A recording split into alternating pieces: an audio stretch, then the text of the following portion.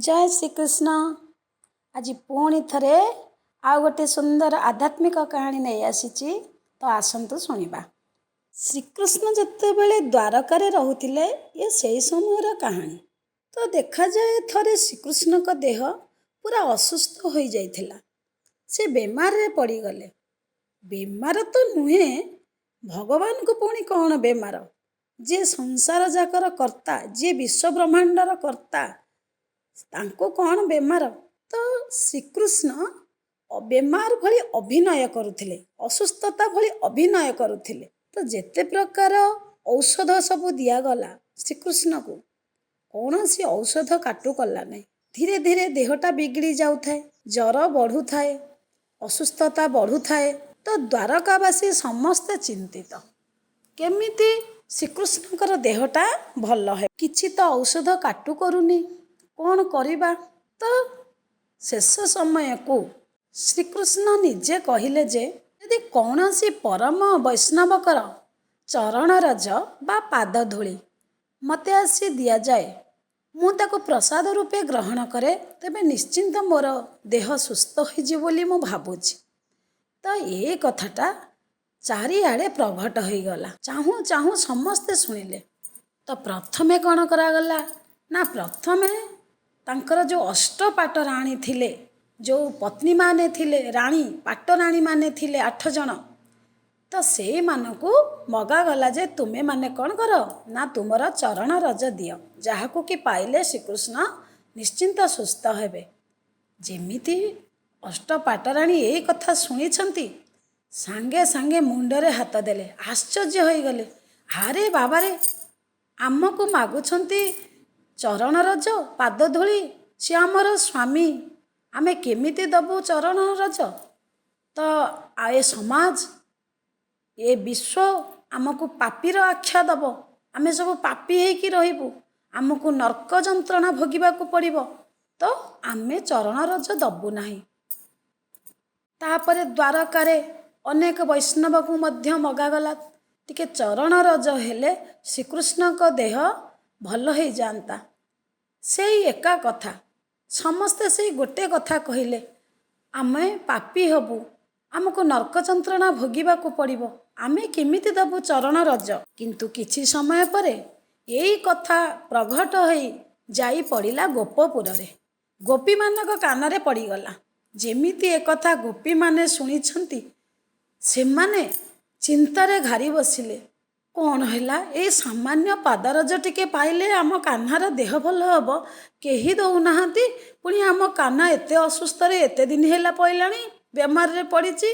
आहा, आसो आसो आमरी ठारू नहीं जाओ, समस्ते आमे एबे पादरज बा चरण रज दबाकू प्रस्तुत होइकी रहुछु। ए विश्व, ए समाज आमको पापी जे भी कहू, आम कान्हा ठाऊ तो ए शब्द किछि केही भी बड़ नुहे ना। आम कान्हा आमर जीवन धन, ता देह केमिति सुस्थ हो। आमको जदि थरे नुहे बारंबार मध्य नर्क जंत्रणा भोगिबाकू पड़िबो, तथापि आमे राजी अछु। आमर दरकार आम कान्ह जोठी भी थाऊ, सुस्थ रे थाऊ, आनंद रे थाऊ, खुशी रे थाऊ। तेणु आम चरण रज आमे एक गोपी नुहे, सबु गोपी चरण रज देई दउछु, पाद धूली देउछु। आम कान्ह प्रथमे केमिति सुस्थ हेउ। तो ताहा भी हैला। गोपी माने शुणिकी हठात चरण रज सब देदेले, अर्थात पाद धूली समस्ते देदेले, जहाँकि सांगे सांगे आसी पहुँची गला आम श्रीकृष्ण का पाखरे। श्रीकृष्ण जेमि देखिदेले गोपी मानकर चरण धूली, आहा, याठू बड़े बोध संसार तांको पई आ किछि नथिला। तेणु से प्रसाद रूप से ताहा आनंद रे पाई देई गले, ग्रहण करदेले। देखागला श्रीकृष्ण का देह हठात सुस्थ। तो परम वैष्णव किए एथुरु जना पड़ला। प्रकृत रे वैष्णव किए, प्रकृत रे भक्ति कौन, प्रकृत रे भक्त किए, यही से श्रीकृष्ण ता माने परीक्षा करुथिले। हेले ए गप कौन ना, ये गप होउची भागवतर। भागवतर प्रथम अक्षर होउची भ। भ अर्थ होउची भक्ति बा भाव। आम मनरे जदि भक्ति आसुची ता ठीक कथा, किंतु सेई भक्ति निष्काम भक्ति हेइथिबा आवश्यक। एठी श्रीकृष्ण परीक्षा करुथिले କିଏ ସେ ଭଲ ପାଉଛି, କିଏ ଆନ୍ତରିକ ଭଲ ପାଉଛି, କିଏ ସ୍ୱାର୍ଥରେ ଭଲ ପାଉଛି, କିଏ ନିଃସ୍ୱାର୍ଥରେ ଭଲ ପାଉଛି।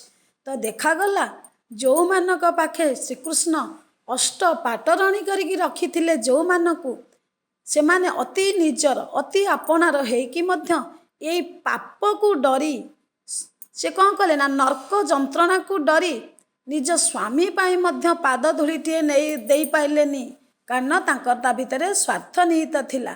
କିନ୍ତୁ ଗୋପୀମାନେ କ'ଣ କଲେ, ତାଙ୍କର ନିଜର ସ୍ୱାର୍ଥ ଚିନ୍ତା ନଥିଲା। ସେ ଭାବୁଥିଲେ ଆମ ଶ୍ରୀକୃଷ୍ଣ ବା ଆମ କାହ୍ନୁ କେମିତି ଭଲ ହେଇଯାଉ, ଆମେ ପଛେ ପାପୀ ହଉ, ଆମେ ପଛେ ନର୍କକୁ ଯାଉ, କିନ୍ତୁ ଆମ କାହ୍ନୁ ସୁସ୍ଥ ଆନନ୍ଦରେ ରହୁ। ଆମେ ସମସ୍ତେ ଜାଣିଛେ ଜ୍ଞାନ ବିନା ଭକ୍ତି ହେଉଛି ଅନ୍ଧୁଣି, କିନ୍ତୁ ଭକ୍ତି ବିନା ପରା ଜ୍ଞାନ ହେଉଛି ପଙ୍ଗୁ। ତେଣୁ ପ୍ରଥମେ ଆମକୁ ଭକ୍ତି ବା ଭାବ ହିଁ ଆବଶ୍ୟକ। ଆଜିର ଏଇ ଆଧ୍ୟାତ୍ମିକ କାହାଣୀ ଭାଗବତରୁ ଅଣାଯାଇଛି। ଆଦେହରୁ ଆମେ ଜାଣିଲେ ଯେ ଆମେ ଯଦି ବା ଭାବରେ ଠାକୁରଙ୍କୁ ଡାକିବା ବା ଭକ୍ତିରେ ଡାକିବା, ନିଶ୍ଚିନ୍ତ ନିଃସ୍ୱାର୍ଥ ଭକ୍ତି ନିଃସ୍ୱାର୍ଥ ଭାବ ଯଦି ଥିବ, ତାହେଲେ ଆମର ଡାକ ସେଇ ଭାବ ବିନୋଦିଆଙ୍କ କାନରେ ନିଶ୍ଚିନ୍ତ ପଡ଼ିବ। ତେଣୁ ଆଜି ପାଇଁ ଏତିକି। ସମସ୍ତଙ୍କୁ ପୁଣି ଥରେ ଜୟ ଶ୍ରୀକୃଷ୍ଣ।